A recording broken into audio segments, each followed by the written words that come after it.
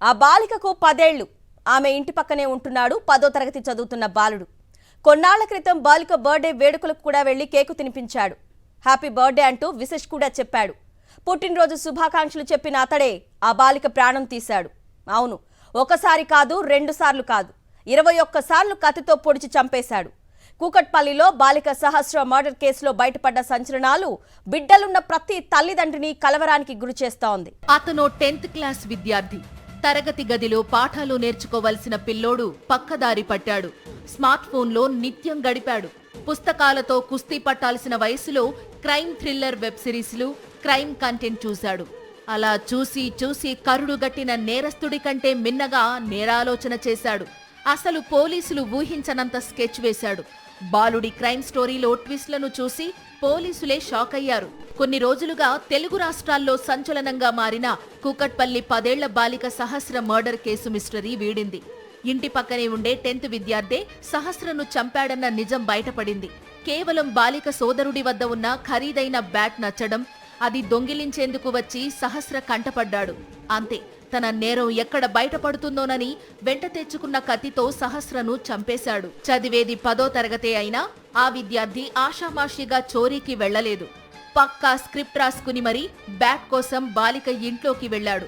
మొదట ఇంట్లోకి వెళ్లాలి, గ్యాస్ ఉన్న చోటుకు చేరాలి, గ్యాస్ పైపును కట్ చెయ్యాలి, తరువాత మనీ తీసుకుని లాక్ చెయ్యాలి, గ్యాస్ లీక్ చేసి బయటకు రావాలి, ఇంటి బయట తాళం వేసి బయటపడాలి. చివరగా మిషన్ డన్ అంటూ బాలుడు స్వయంగా స్క్రిప్ట్ రాసుకుని మరీ బాలిక ఇంట్లోకి వచ్చాడు. సహస్ర సోదరుడి వద్ద ఖరీదైన బ్యాట్ను చూసిన బాలుడు అలాంటిదే కావాలనుకున్నాడు. అంత ధర పెట్టి తల్లిదండ్రులు కొనివ్వరని డిసైడ్ అయిన బాలుడు ఎలాగైనా ఆ బ్యాట్ను కొట్టేయాలని టార్గెట్ పెట్టుకున్నాడు. దానికోసం నెల రోజుల క్రితమే ప్లాన్ చేశాడు. సహస్ర ఇంటికి వెళ్లిన బాలుడు బ్యాట్ చోరీ చేసుకుని వస్తుంటే సహస్ర చూసింది. వెంటనే దొంగ దొంగ అని అరిచింది. వెంటనే బాలికను బెడ్రూంలోకి తోసి ఆమెపై కత్తితో దాడి చేశాడు బాలుడు. ఒకసారి కాదు, 2 సార్లు కాదు, 21 సార్లు సహస్రను కసి తీరా పొడిచి చంపేశాడు. సహస్రను చంపేశాక తాను ఎక్కడా దొరకకూడదని ప్లాన్ చేశాడు. పోలీసులు 3 రోజులు జల్లెడ పట్టినా ఎలాంటి క్లూ దొరకలేదంటే బాలుడి క్రైమ్ మైండ్ సెట్ ఎలాంటిదో అర్థమవుతోంది. నిందితుడికి ఓటీటీలో క్రైమ్ సినిమాలు, సీన్లు చూసే అలవాటు విపరీతంగా ఉంది. ఇలాంటి సీన్లను చూసే సహస్రను చంపేసి పోలీసులకు దొరకకుండా తప్పించుకున్నాడు. హత్య చేశాక కత్తిని సహస్ర ఇంట్లోనే కడిగాడు నిందితుడు. తన ఇంట్లోకి వస్తూ బయట ఆరేసిన తన డ్రెస్సును వేసుకుని వచ్చాడు. ఇంట్లోకి వచ్చాక రక్తపు మరకలు ఉన్న బట్టలను నేరుగా వాషింగ్ మిషన్లో వేశాడు. తల్లికి అనుమానం వస్తే ఏవేవో కట్టుకథలు చెప్పి ప్రామిస్ చేసి నమ్మించాడు. ఏమాత్రం డౌట్ రానియకుండా పోలీసులను 3 రోజులు ముప్పతిప్పలు పెట్టిన బాలుడు చివరకు దొరక్క తప్పలేదు. విచారణ సమయంలోనూ బాలుడు పోలీసులను తప్పుదారి పట్టించాడు. మొదట బాలిక అరుపులు వినిపించాయని చెప్పాడు. పోలీసులు తమదైన శైలిలో విచారించడంతో చేసిన నేరాన్ని ఒప్పుకోక తప్పలేదు. సహస్ర మర్డర్ కేసు అత్యంత టిపికల్ కేసని స్వయంగా పోలీసులు చెప్పారంటే బాలుడి క్రిమినల్ మైండ్ సెట్ ఎలాంటిదో అర్థం చేసుకోవచ్చు. ఇప్పుడు టెక్నికల్ ఎవిడెన్స్ లేకపోతే పోలీస్ ఏం చేయలేదు. ఇది typical case where there was no technical evidence except the fact that ఆ ఇల్లుకి ఎవరు వెళ్ళలేదు, అది తప్ప ఇంకేం టెక్నికల్ ఎవిడెన్స్ లేదు. So it was very painstaking regular detective work అంటాం కదా, ఇన్వెస్టిగేషన్ వర్క్. అదే repeated same thing going over the same thing again and again చేసి అది బ్రేక్ త్రూ వచ్చింది. సో ఇమ్మీడియట్లీ మీకు ఎన్ని క్వశ్చన్స్ వచ్చినాయి, మాకు దానికంటే ఎక్కువ క్వశ్చన్స్ ఆ ఫస్ట్ డే వచ్చినాయి. బట్ ఆ క్వశ్చన్స్కి ఆన్సర్స్ ఇంత ఇమ్మీడియట్లీ ఏం రాలేదు. మీరు కూడా ఇప్పుడు చూస్తున్నారు, రీజన్ చూస్తే అలాంటి రీజన్ ఎవరికి స్ట్రైక్ కాదు, ఇలాంటి రీజన్ ఉండొచ్చని. బట్ ఇలాంటి కూడా రీజన్స్ ఉంటాయి అండ్ ఇలాంటి కూడా ఇన్సిడెంట్స్ జరుగుతాయి. సహస్రను హత్య చేశాక నిందితుడిలో ఏమాత్రం భయం కనిపించలేదు. పైగా ఏమీ తెలియనట్టు సహస్ర సోదరుడినే ఓదార్చాడు. కుమార్తెను చంపిన బాలుడు పక్కా పథకం ప్రకారమే చేశాడని, అతడు భూమి మీద ఉండకూడదంటున్నారు సహస్ర తల్లిదండ్రులు. మా పాపని చంపిండు, న్యాయం జరగాలి నాకు. పాపని చంపిండు వాడు మాత్రం ఉండదు. ప్రాణానికి ప్రాణం కావాలి. వాడు మాత్రం బాలుడని గుర్తించకండి. ప్రభుత్వానికి చెప్తున్నా, మీకు చెప్తున్నా, చట్టానికి చెప్తున్నా. వాడు మాత్రం బాలుడు కాదు. తల్లిదండ్రులు కూడా శిక్షించాలి. తల్లిదండ్రుల ప్రేమ ఉంది. వాళ్ళ తండ్రి ఇంతవరకు మా తండ్రి ముఖం చూడలేదు. నేను ఇన్ని 3 years నుంచి ఉంటున్నా అక్కడ, తండ్రి ముఖం చూడలేదు. తండ్రి ఎవడో కూడా నాకు తెలియదు. వాడు మొత్తానికి పక్కింటి కుర్రాడే సహస్రను చంపేశాడు. వయస్సు 15 ఏళ్లే అయినప్పటికీ హత్య చేయడంలో, ఆ తరువాత పోలీసుల విచారణలో అతడు క్రిమినల్ ఇంటెలిజెంట్లా వ్యవహరించిన తీరు ఇప్పుడు అందరినీ ఆందోళనకు గురిచేస్తోంది. అప్పట్లో ఇంత టెక్నాలజీ లేదు, మొబైల్ ఫోన్స్ లేవు, ఇట్లాంటి వైలెంట్ వెబ్ సిరీస్ కానీ లేకపోతే ఎటువంటి క్రైమ్ రిలేటెడ్వి లేవన్నమాట. మనకు జనరేషన్స్ మారుతున్న కొద్దీ యాక్సెసిబిలిటీ ఎక్కువైపోయింది.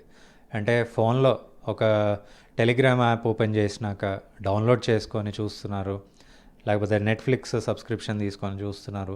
ఇట్లా వివిధ రకాలుగా ఎట్లా అంటే చెడిపోవాలో అన్ని రకాలుగా చెడిపోతున్నారు. సో ఇట్లాంటి బిహేవియర్ అనేది పేరెంట్సే రైట్ పీపుల్ గుర్తించడానికి. ఒకవేళ పేరెంట్స్ ఐడెంటిఫై చేయలేకపోతే మనము ఆ రెడ్ ఫ్లాగ్స్ని మనం ఎప్పటికీ గుర్తించలేకపోవచ్చు.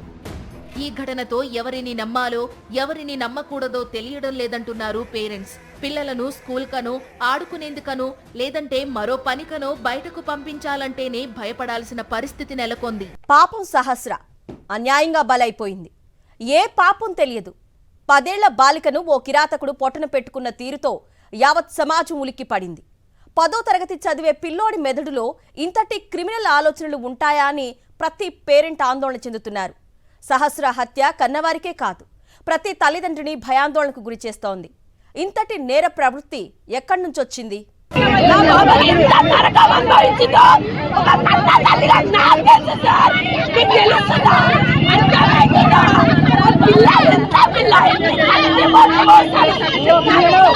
కూకట్పల్లిలో బాలుడి చేతిలో దారుణ హత్యకు గురైన సహస్ర కన్న తల్లి కడుపు కోత ఇది. బిడ్డ కాలికి ముళ్ళు గుచ్చుకుంటేనే తల్లడిల్లే తల్లి హృదయం ఏకంగా కత్తితో 21 సార్లు పొడిచి చంపేశారు అన్న నిజం తెలిసి గుండెలవిసేలా రోధిస్తుంది.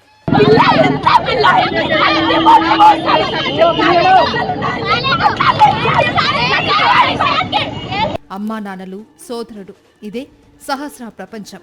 బడికెళ్ళి చదువుకోవడం, ఇంటికొచ్చి హోంవర్క్ చేసుకోవడం మాత్రమే తెలుసు.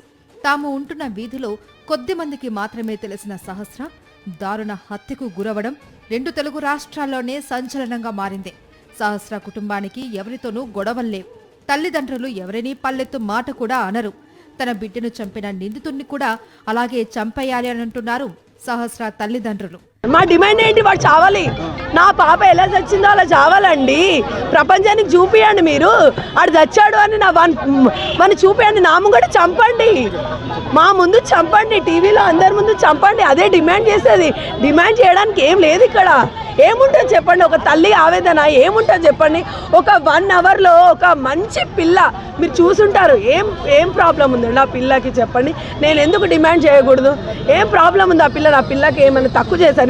చిన్నప్పటి నుంచి డబ్బులు పెట్టి పెట్టి పెట్టి అంత పెద్ద చేసుకొని ఎందుకు ఊరుకోవాలండి? ఆ అబ్బాయి అట్లా చేస్తుంటే అట్లీస్ట్ ఒక చిన్న బ్యాట్ కోసం చేస్తారా? రేపు చిన్న చాక్లెట్ కోసం కూడా చేస్తారని వదిలేస్తారా? తల్లిదండ్రులకు కూడా శిక్షించాలండి. ఎందుకంటే సార్ చెప్పారు కదా, సెల్ తెచ్చుకున్నాడు అప్పుడు అడిగారంట, అంటే అప్పుడే దండించుండి చాలా ఘోరంగా చేసుంటే గనక ఇప్పుడు ఇంత అయ్యేవాడు కాదేమో అని నేను అనుకుంటున్నానండి. ఖచ్చితంగా పేరెంట్స్ కూడా ఉంటుంది, పేరెంట్స్ కూడా శిక్షించాలి. అదే నేను కోరుకునేది, పేరెంట్స్ని శిక్షించాలి. వాడిని మాత్రం చాలా దారుణం చేయాలి. అసలు నా పాప ఎంత దారుణం చేశారో మీకు అందరికీ తెలుసు. సహస్ర మరణంతో కూకట్పల్లి వాసులనే కాదు, ప్రతి తల్లిదండ్రిని కలిచివేసింది. అందుకే సహస్రకు మద్దతుగా స్థానికులతో పాటు అనేక మంది రోడ్లపైకి వచ్చారు. తమ బిడ్డకే అన్యాయం జరిగింది అన్నట్టుగా జస్టిస్ ఫర్ సహస్ర అంటూ రోడ్డుపై బైఠాయించారు. సహస్రకు న్యాయం జరగాలంటూ పెద్ద పెట్టున నినాదాలు చేశారు. ఇలాంటి క్రూర మనస్తత్వం కలిగిన నిందితుల్ని ఊరికే వదలొద్దు అని ప్రతి మహిళ డిమాండ్ చేస్తుంది. బట్ కాబట్టి మీరు బస్సులో వచ్చి నించోబెట్టాలి. అప్పుడు వాళ్ళు ఏం చేయాలనేది మాకుంటది. ఒక ఆడపిల్లని పొడగొట్టిన వాళ్ళకు అనేది తెలుసాయి. అంత చిన్న పాపకి అట్లా చేశాడు. రేపు పెద్దవాళ్ళకు కూడా చేయడానికి ఏముంది? వయసు పెరుగుతారంగా పెద్దవాళ్ళకు కూడా చేస్తారు. వాడిని కూడా పాప ఎలా అయిందో వాడు కూడా అలాగే కావాలి. వాళ్ళు ఇడిస్తే వాడు వచ్చేసింది కదా, మనం కూడా ఇట్లా చేద్దాం అనుకోరా వేరే పిల్లలు? అందుకే వానికి ఏదైనా శిక్ష చేయాలి. అసలు వాడిని కాల్ చేయి తీసేయాలి. వాడిని మళ్ళా చంపేయాలి. ఇటువంటి అసలు ఉంటుంది సార్ ఇటువంటి వాళ్ళు వేరే వాళ్ళు నేర్చుకుంటారు పిల్లలు వాళ్ళు సరిగ్గా చదువుకునే పిల్లలు కూడా నేర్చుకుంటారు ఇట్లాంటి సంఘటనలు. అరే నీ వాడు కూడా జైల్లో ఉండి ఒక నెలకు 15 నెలలకు వచ్చింది కదా డబ్బులు కట్టి తెచ్చిర్రు వాళ్ళ అమ్మ నాన్న మన కూడా అట్లనే చేస్తే మన అమ్మ నాన్న తీసుకొస్తారని చెప్పి పిల్లల మైండ్లో కూర్చుంటారు సార్ ఇది. కానీ వాళ్ళు మాత్రం శిక్షించాలి, ఉరేసి మనం చంపేయాలి పోలీసు. అలాంటి కుటుంబానికి చెందిన సహస్రాను పక్కింట్లో ఉండే 10వ తరగతి చదివే బాలుడే అత్యంత దారుణంగా చంపేయడాన్ని స్థానికులు ఎవరూ జీర్ణించుకోలేకపోతున్నారు. ఇక హంతకుడిగా మారిన బాలుడితో కలిసి తిరిగిన ఆడుకున్న పిల్లలైతే సహస్రను చంపేశాడు అన్న విషయం తెలిసినప్పటి నుంచి నిద్రలేని రాత్రులు గడిపారు అని తల్లిదండ్రులు చెప్తున్నారు. అనుకోని సంఘటన ఇది. అసలు ఎవరిని నమ్మాలి, ఎవరిని నమ్మకూడదు, ఎవరు ఎట్లా ఉంటారా, పెద్దోళ్ళ చిన్నోళ్ళ అనేది కూడా కాకుండా ఒక భయంకరమైన విషయం ఇదైతే మాత్రం. మేమే ఇక్కడ ఉండి ఆ విషయం నిన్న తెలిసి నుండి తట్టుకోలేకపోతున్నాం. పిల్లలు చాలా ఇదైపోయారు, భయపడిపోయారు అందరూ. మాతోటి తిరుగుతున్న అబ్బాయి మా ఫ్రెండే ఇలాగా ఉన్నాడు కదా అని వాళ్ళు కూడా రాత్రి అంతా నిద్ర లేక చాలా బాధపడ్డారు, భయపడ్డారు. అది మేము ఇక్కడ ఉండి మేమే 5 రోజుల నుండి మాకే తట్టుకోలేని పరిస్థితి. ఏదో యూట్యూబ్లో టీవీలో చూసిన సినిమాలో చూసిన సంఘటన కళ్ళ ముందు చూసేటప్పటికి మేమే తట్టుకోలేకపోతున్నాం ఆ విషయాన్ని. 99% ప్రతి తల్లిదండ్రులు పిల్లల మీద జాగ్రత్త తీసుకుంటారు, కానీ వాళ్ళు బయటికి వెళ్ళిన తర్వాత వాళ్ళ నడవడిక అనేది ఎలాగుంటుందని 100% ఎవరు మనం చెప్పలేం కదండి. వాళ్ళ దీని గురించి మనం ఆలోచన చేయాలి. ప్రతి తల్లిదండ్రులకి బాధ్యత ఉంటుందండి. పిల్లల్ని సామాన్యంగా ఇలా పెంచాలని చెప్పి ఎవరు అనుకోరు, ఒక క్రైమ్కి వెళ్ళాలని చెప్పి ఎవరు ఊహించరు. ఇన్ని సంవత్సరాలు పెంచి 10th క్లాస్ అబ్బాయి అంటే వాళ్ళ తల్లిదండ్రులు ఎంత కష్టపడి అబ్బాయిని పెంచుంటారు. ఆ అబ్బాయి మనసులో ఎందుకు ఇలా వచ్చింది? నిందితుడిలో క్రిమినల్ మెంటాలిటీ ఎప్పుడూ బయటపడలేదు అంటున్నారు స్థానికులు. కానీ ఇంతటి దారుణానికి తెగబడ్డాడు అని తెలిసి షాక్కి గురయ్యామని చెప్తున్నారు. బాలుడు క్రిమినల్లా మారడానికి ఫోన్లు, వెబ్ సిరీస్లు ఎంత కారణమో తల్లిదండ్రుల పెంపకం కూడా అంతే కారణమంటున్నారు మరికొందరు. 10 మంది పిల్లలు ఆడుతున్నారు, ఆ మెంటాడు 10 మంది కొట్లాడుకుంటారు. ఇక్కడ కొట్లాడుకున్నది కానీ ఏమీ లేదు, అందరు ఫ్రెండ్లీగా ఉంటారు, మూవ్మెంట్ అవుతారు. ఎక్కడ మాకు ఎప్పుడే కనబడలేదు అబ్బాయి ఇలాంటి క్రిమినల్ మెంటాడు కూడా కనబడలా. గల్లీలో తిరిగేటోడా? గల్లీలో రోజు ఉండేది, పొద్దున సాయంత్రం ఇక్కడ ఆడేది అబ్బాయి. స్కూల్కి రావడం, ఇక్కడ ఆడుకోవడం. మా పిల్లలు వస్తారు ఈవినింగ్, అందరితో కలిసి ఆడుకుంటాడు. ఈవినింగ్ 7:30-8 వరకు ఆడుకునే వాళ్ళందరూ ఇక్కడే. మాకు ఎక్కడ అంటూ ఏమీ అనుమానం లేదు, ఏమి డౌట్ కూడా లేదు ఇంత మట్టికి. ఏ రోజు కూడా మా దగ్గర అట్లా చేస్తాడని నమ్మకం కూడా లేదు. అందరు ఫోన్ కూడా లేదు. మేబీ వాళ్ళ సిస్టర్ ఫోన్, వాళ్ళ మదర్ ఫోన్ వాడుంటాడేమో, కానీ బాబు దగ్గర ఫోన్ కూడా ఏం కనబడలేదు. కింద వచ్చి కాడినప్పుడు ఫోన్స్ ఏమి ఉండవు పిల్లల దగ్గర. ఫోన్ ఇంట్లో వండాడు, ఫోన్లకి ఈ కిందికి వచ్చే ఉండేవాడు. ఎప్పుడు అందరితో మాట్లాడతాడు, అందరి ఇంట్లోకి వచ్చి వెళ్తాడు. అందరి ఇంట్లోకి వచ్చాడు. అదే విధంగా వాళ్ళ ఇంట్లోకి వెళ్ళేసి ఈ విధంగా హత్య చేశారు. తెలియదు, అదే మాకు షాక్ అండి. ఇప్పటికి మేము షాక్ అయ్యేది అదే కదా, అబ్బాయి చేసి మేము షాక్ అవుతున్నాం. ప్రతి ఇంటికి వస్తాడు, అందరితో పిల్లలు పిలుచుకుంటాడు, ఆడతాడు. పొద్దున్న 6 గంటలకు వస్తారు, ఆడుకుంటారు పోయి గ్రౌండ్లో, మళ్ళీ వస్తారు, స్కూల్కి వెళ్తారు. ఇది చేశాడు అని మేమే ఇంకా షాక్ లో ఉన్నాం. వయసు చిన్నదే అయినా పెద్ద నేరం చేశాడు. బాలుడు అన్న సాకుతో ఏదో నామమాత్రపు శిక్షలు వేస్తే ఇలాంటి బాలుడిని చూసి మరింత మంది పిల్లలు తప్పుదారి పట్టే ప్రమాదం ఉందంటున్నారు స్థానికులు. నిందితుడికి కఠిన శిక్ష విధిస్తే ఇలాంటి ఘటనలు పునరావృతం కావు అంటున్నారు. ఆ రోజు ఆ బ్యాడ్ లక్ అమ్మాయి ఇంటికి ఉన్న అమ్మాయి బ్యాడ్ లక్. ఆ స్కూల్కి వెళ్ళి ఉంటే ఘోరం జరిగేది కాదేమో. ఆ తల్లిదండ్రులు కూడా మంచిగా ఎంత అదే ఇవ్వాలి. తల్లిదండ్రులకు కడుపు కోత మిగిలింది. నెక్స్ట్ ఆ అబ్బాయికి వాడింది జూనియర్ కాబట్టి ఎక్కువ కేసులు పెట్టలేరు. పెట్టినా కానీ ఏదో పోతారు, ఏమో నామమాత్రంగా కేసులు పెడతారు, జైల్లో పెడతారు, మళ్ళీ ఇంటర్ చేసి మళ్ళీ కౌన్సిలింగ్ చేసి మళ్ళీ సమాజానికి వదిలేస్తారు. ఇలా వదిలేయడం వల్ల ఏమైపోయింది, నెక్స్ట్ పిల్లలు కూడా నేర్చుకుంటారు. అరే ఏం కదా అని చేసిన పంచి వచ్చింది, మేము కూడా అలా చేస్తామని చెప్పి చేస్తారు. కాబట్టి ఆ అబ్బాయి కేసు శిక్ష ఏదైతే ఉందో నేను పోలీస్ డిపార్ట్మెంట్ కానివ్వండి, జిల్లా కలెక్టర్ గారిని కానివ్వండి, మన ముఖ్యమంత్రి గారిని కానివ్వండి, ప్రతి ఒక్క అధికారులు ప్రతి ఒక్కరి గారిని నేను వినియోగించుకునేది ఏంటంటే ఇలాంటి సిచ్యువేషన్ మళ్ళీ పునరావృతం కాకుండా కరెక్ట్ శిక్ష వేసి అబ్బాయిని కఠినంగా శిక్షించండి. మళ్ళీ పునరావృతం కావద్దు. ఎలాంటి మళ్ళీ ఇంకో తల్లిదండ్రులు కడుపు కోతమిగిలి వచ్చేది. పాపం సహస్రాలు లేదిప్పుడు. ఏ పాపం తెలియని బాలిక అన్యాయంగా బలైపోయింది. ఇప్పుడు దక్కాల్సింది బాధిత కుటుంబానికి న్యాయం. ఇదే యావత్ సమాజం కోరుకుంటుంది. సహస్ర ఆత్మ శాంతించాలి అంటే నిందితుడికి కఠిన శిక్ష పడాల్సిందే. ఇందులో ఎలాంటి సందేహమూ లేదు. బుద్ధిగా చదువుకోవాల్సిన చేతులు కత్తులు దూస్తున్నాయి.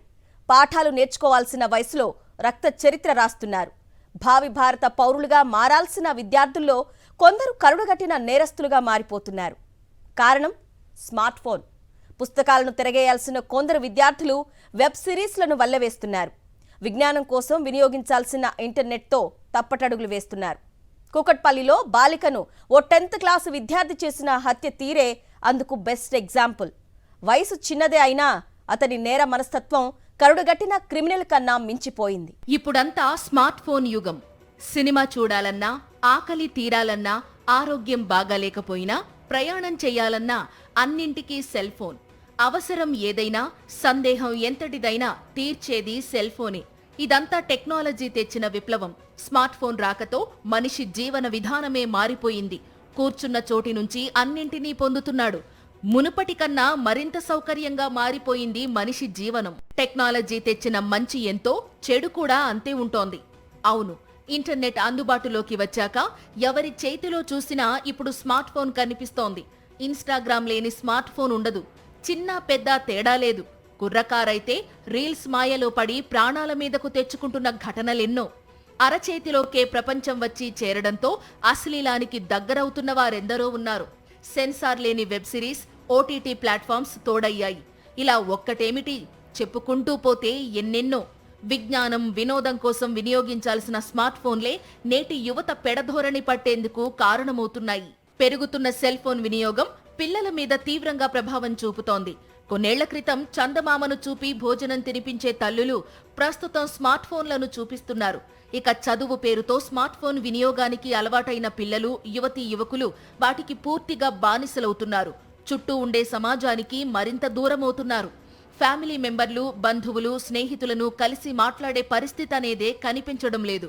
నిత్యం సెల్ ఫోన్లో రీల్స్, షార్ట్స్ చూస్తూ విలువైన సమయాన్ని వృధా చేసుకుంటున్నారు. ముఖ్యంగా టీనేజర్లు స్మార్ట్ ఫోన్లతో ఎక్కువ సమయం గడుపుతున్నారు.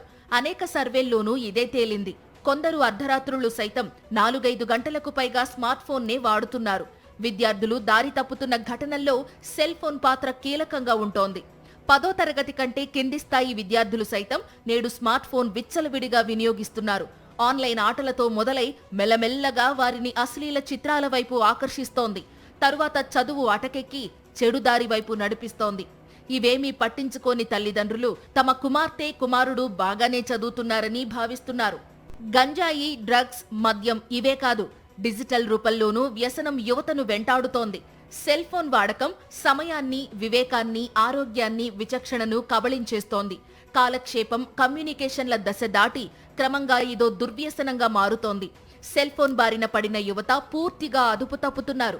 వెబ్ సిరీస్, ఓటీటీ ప్లాట్ఫామ్లలో ఎలాంటి సెన్సార్ లేకుండా కనిపించే నేర సన్నివేశాలను చూస్తున్న కొందరు విద్యార్థులు క్రైమ్కు దగ్గరవుతున్నారు. చివరకు ఆ బడికెళ్లాల్సిన బాలబాలికలు నేరాలకు పాల్పడుతున్నారు. చివరకు కన్న తల్లిదండ్రులపై దాడులకు పాల్పడుతున్నారు. కొన్నాళ్ల క్రితం హైదరాబాద్ జీడిమెట్లలో తల్లిని ప్రియుడి సాయంతో బాలిక హత్య చేయించిన ఘటన రాష్ట్ర వ్యాప్తంగా సంచలనం రేపింది. ప్రేమకు అడ్డు తగులుతోందని ఈ ఘాతుకానికి పాల్పడింది. కేవలం సామాజిక మాధ్యమాల్లో పరిచయమైన వ్యక్తి కోసం ఇతర నేరాల ప్రభావంతో తల్లిని కడతీర్చేందుకు వెరవని వైనం నివ్వెరబోయేలా చేసింది. ఇప్పుడు తాజాగా కూకట్పల్లిలో 10th క్లాస్ విద్యార్థి బ్యాట్ కోసం దొంగగా మారిపోయాడు. పక్కింట్లో చోరీకి వెళ్లి ఆ ఇంట్లో బాలిక కంట్లో పడ్డాడు. తాను చేసిన నేరం ఎక్కడ బయటపడుతుందోనని బాలికను కత్తితో పొడిచి చంపేశాడు. తాను దొంగతనం ఎలా చేయాలి, అక్కడి నుంచి ఎలా తప్పించుకోవాలన్నది పక్కా స్క్రిప్ట్ రాసుకుని మరి ఓ 10th విద్యార్థి ఇంతటి దారుణానికి తెగబడిన వైనం అందరినీ షాక్కు గురిచేసింది. నేరం చేసి తప్పించుకునేందుకు ఇంత చిన్న వయసులో ఆ విద్యార్థి చేసిన ఆలోచన ఓ పెద్ద క్రిమినల్ కు ఏమాత్రం తీసిపోదు. కూలీ పనులు చేస్తూ కడుపు కట్టుకుని బతుకుతున్న తల్లిదండ్రులను కొందరు పిల్లలు రోడ్డున పడేస్తున్నారు. ప్రేమ పేరుతో ఆకర్షణకు లోనై ముక్కు ముఖం తెలియని వ్యక్తులతో వెళ్లిపోతున్నారు. కొన్నాళ్లు కలిసి గడిపిన తరువాత గాని అసలు నిజం తెలియడం లేదు. కేవలం శారీరక సుఖం కోసమే దగ్గరయ్యామనే విషయం గ్రహించే వరకే జీవితం నాశనమవుతోంది. పిల్లలు తప్పుదారి పడుతున్నారంటే స్మార్ట్ ఫోన్లు ఒక కారణమైతే రెండోది తల్లిదండ్రులు. ఇప్పుడున్న బిజీ లైఫ్లో భార్యాభర్తలు ఉద్యోగం చేస్తే గాని కుటుంబం గడవని పరిస్థితులు. ఉరుకుల పరుగుల జీవితంలో పిల్లలు స్కూల్కు వెళుతున్నారు కదా అని వదిలేస్తున్నారు తల్లిదండ్రులు. అలా వదిలేయడమే పిల్లలు తప్పుదారి పట్టేందుకు కారణమవుతోంది. పిల్లలు ఫోన్లో ఏం చేస్తున్నారని కన్నవారు కనిపెడుతూ ఉండాలంటున్నారు మానసిక వైద్య నిపుణులు. పిల్లల ప్రవర్తనలో ఏమాత్రం తేడా వచ్చినా ఓ కంట కనిపెట్టాలని హెచ్చరిస్తున్నారు. ప్రస్తుతం చాలా మంది చిన్నపిల్లలు ఆటలకు దూరంగా ఉంటున్నారు. ఆటలు మెదడును ప్రేరేపిస్తాయి. పిల్లల మానసిక, శారీరక ఆరోగ్యానికి క్రీడలు ఎంతో ముఖ్యం. రోజూ 1 గంట పాటు అవుట్డోర్ ఆటల వైపు మళ్లించడం వల్ల సెల్ ఫోన్, ఇతర వ్యసనాల బారిన పడకుండా చూడవచ్చు. ఎక్కువ మంది పేరెంట్స్ స్మార్ట్ ఫోన్లలో అధిక టైం గడుపుతూ పిల్లలకు మాత్రం ఉపయోగించవద్దని సూచనలు చేస్తుంటారు. దీనివల్ల ఎలాంటి ప్రయోజనం ఉండదు. ముందు తల్లిదండ్రులు క్రమశిక్షణ పాటిస్తేనే చిన్నపిల్లలు అనుసరిస్తారని సూచిస్తున్నారు మానసిక వైద్య నిపుణులు.